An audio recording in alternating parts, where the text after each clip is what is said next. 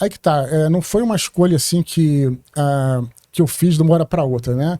Eu trabalhava numa empresa, né? Essa empresa, ela faliu durante um período, né? Como eu tô te falando, e aí quando eu comecei a ver que eu conseguia ganhar dinheiro suficiente, né, para viver de escrita, aí eu fui fazendo essa transição, né? Eu até nem recomendo, tem gente que fala, pô, Eduardo, pô, legal, eu vou largar tudo agora porque eu quero ser escritor. Não faz isso.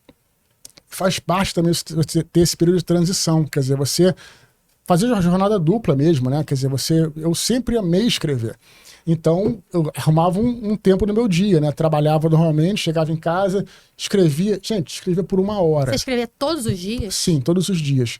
Mas, gente, você não precisa escrever. Claro, hoje em dia eu faço um turno de trabalho normal, 8 horas. Mas se você escrever por 1 hora, você já... você consegue e tal. Ah, mas não tem 1 hora. Poxa, mas o tempo que você fica no TikTok, no Instagram... Boa. Como é que tem você não tem 1 hora? É só você olhar. Você tem 1 hora. A gente tem 1 hora. Se você quer fazer. Claro que quem não quer, tudo bem. Mas é uma escolha. Então, essas coisas todas, né, que a gente tenta passar pra galera. Enfim. É porque eu vi lá no podcast que seu pai é piloto, Sim. Sua mãe é comissária de bordo, né? Nada a ver essa profissão. Hoje eles são pelo menos viajar, você viajou bastante. Eu viajei muito, né? Isso também faz parte da minha história, né? Porque isso é importante para o escritor também, sobretudo para o ficcionista, né? Que é você ter uma visão tolerante sobre o mundo. Então, quando você viaja muito, você vê pessoas diferentes. Você às vezes porque você está aqui, né? Moro aqui em Copacabana, eu sei tudo, conheço tudo, não dependo de ninguém. Quando você é jogado, por exemplo, sei lá, num rincão lá da Suíça, que ninguém fala nada, você tem que, né, falar, olha, pode me ajudar, por favor, não eu falo inglês muito mal, você tem que o famoso se virar. Você tem que se virar. Ela fez isso, ela morou 6 anos nos Estados Unidos. Por exemplo, tem que se virar, né? Você não tem, então você começa a entender um pouco o outro, né? E as culturas que são diferentes, né? E tudo mais. E digo também outra coisa, não estou falando só de internacional, não. Cultura no Brasil. Né? Quando meus pais se separaram, né? Meu pai ele pilotava um avião chamado 737, que fazia voo pelo Brasil. A gente, né, para ficar com ele, eu e meus irmãos viajamos muito. Quantos irmãos você tem? 2. Nós viajamos muito com ele, né? Na cabine lá e tudo, na época podia ir tudo, né? E a gente conheceu vários lugares do Brasil, né? Desde do norte, né? Enfim, nordeste e tal. E é interessante você conhecer, né? Pessoas diferentes, culturas diferentes.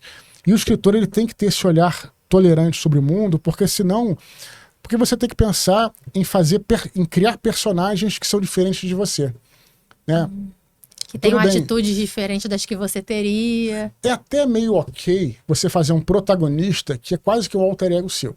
Mas, sei lá, um livro, um romance é composto de vários personagens. Então, todos os personagens vão ser alter ego seus, vai ficar pobre. Né? Você criar um vilão, por exemplo, né? Você criar um vilão, você tem que pensar como é que... Tentar entrar na cabeça de um vilão, por exemplo, e tentar entender como é que ele funciona. A gente não vai passar pano para nenhum vilão, mas como é que é o mecanismo mental todo. Então você tem que ter uma visão de tentar entender o outro para criar personagens diversos, né? Então as viagens me ajudaram muito, sou muito grato. E, enfim, meu pai mas eles já são aposentados já, né? Qual o tipo de gênero que você mais gosta de escrever, que te deixa mais animado, assim? Olha, o que eu já escrevi hoje até hoje, né? Foi primeiro fantasia, né? Comecei com fantasia, escrevi Batalha do Apocalipse, depois a série Filhos do Éden. Fantasia é a mesma coisa que ficção? Ficção tem ficção científica, né? Que é isso. Ficção a gente considera tudo, né? Vamos dizer assim, né? Tudo que seja, enfim, que seja no ramo da ficção em si, né? E a fantasia é um ramo que é tipo o Senhor dos Anéis, é uma coisa assim, tem coisas mágicas e tal. A gente pode pensar em Harry Potter e tal. Claro que nem todas as fantasias, né, tem falhas e doenças. Por exemplo, no caso dessa primeira série que eu escrevi, eram Anjos e Demônios. Né? Então, por exemplo, né, tem coisas do tipo e tal. Só que eu sempre gostei demais de ler ficção histórica, né? E aí, daí que veio a série Santo Guerreiro, a trilogia Santo Guerreiro, que conta a verdadeira história de São Jorge, né, durante o Império Romano. Enfim, e aí a galera pergunta, né, você vai voltar a escrever fantasia, vai continuar escrevendo ficção histórica e tal? É difícil, né? Ficção histórica é interessante. Né? Eu gosto muito de fantasia, mas a ficção histórica ela é uma coisa muito, muito sedutora. Você pensar num período da história e você pensa, e o que o cara faz, né, que o autor faz, que o ficcionista faz, o escritor, é te colocar ali. Imagina um período da história que você citou aqui no programa, né, antes, nos bastidores, você estava citando a Segunda Guerra Mundial, por exemplo. Tem eventos incríveis, eu digo assim, não no sentido bom nem ruim, mas eventos impressionantes, né? E a gente aprende isso a partir dos livros de história. E o que a ficção histórica te faz, né, é colocar você naquele momento, né, por meio de personagens, diálogos, você viver aquilo, né? Então isso também é muito sedutor, é um negócio incrível, né, você poder trabalhar. E eu até hoje escrevi nesses dois gêneros literários, né, fantasia e ficção histórica, mas enfim, tenho vontade de escrever muitas coisas, né? A cabeça do escritor fica sempre borbulhando de ideias. Cara, imagina a criatividade dele. Ele deve ir para um lugar, ele deve estar aqui, ele tira algum tipo de aprendizado, né, dessa conversa e usa a cabeça dele. É o que ele falou, ele sonha, acorda, pensando. E é interessante, porque mesmo que você... Posso estar errada, mas me corrija. Sim. Mesmo que você escreva sobre ficção histórica ou fantasia, precisa ser um mundo minimamente realístico para as pessoas se identificarem. Você não pode... Você precisa usar personagens, você pode sim criar, mas as pessoas precisam se identificar com aquilo. A palavra para isso é verossímil, né? Verossímil não quer dizer que você seja verdadeiro, real. Mas você tem que parecer real. Você tem que convencer as pessoas de que aquilo... Você citou mesmo Harry Potter. É fantástico, né? Mas ela faz todo um processo para te convencer que aquele mundo existe e você sabe que não existe, mas você se deixa levar. Mas para que isso aconteça, você também tem que ser coerente no que você está apresentando. Né? Então, se você estabelecer algumas regras, vamos dizer assim, para aquele mundo fantástico, e se você quebra essas regras do nada, né, sem você dar uma justificativa, o próprio leitor ou o espectador vai falar, pô, isso aqui não faz muito sentido, tal.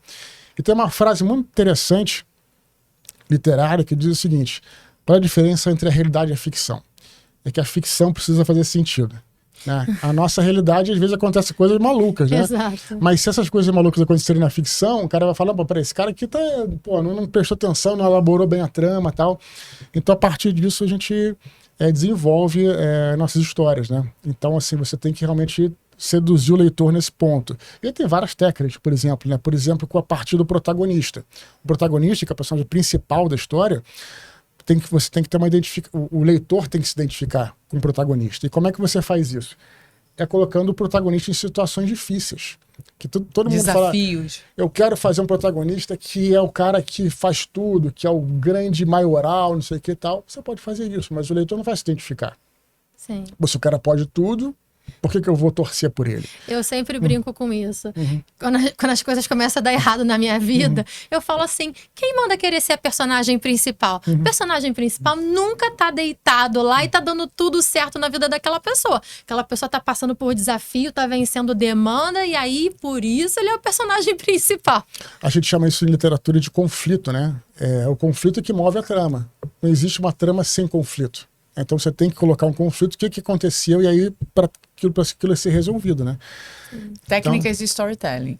Sim, são técnicas. A jornada do herói, né? Sim, é isso aí. Tem, se você for perceber, em todo livro ou filme, tem que ter esses altos e baixos. Você citou a jornada do herói, a jornada do herói é apenas uma das várias técnicas, né? Mas tem várias, inclusive.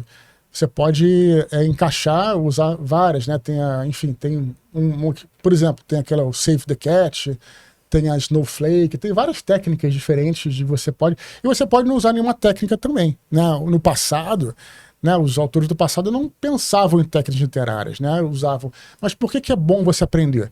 Porque você, ao saber uma técnica literária, você está enxergando a engrenagem da coisa. Então, se você tiver algum problema, você consegue ver qual é o problema ali. E esses problemas são muito comuns. E eu falo assim, pô, se você sabe tudo, fez um livro... Pô, Jorge Amado disse que ele nem revisava, ele nem pensava na trama, nem fazia escaleta, nem fazia roteiro. Escrevia e acabou. Sentava ali... Então, tá tudo bem com ele. Tudo beleza, o cara sabe tudo. Certo. Mas aí, a pessoa fala, pô, mas eu tô com dificuldade de criar uma história, tô com dificuldade de escrever e tal, por que não aprender uma técnica? De repente ela pode te ajudar, ou uma parte dela pode te ajudar, afinal de contas, conhecimento nunca é demais, né?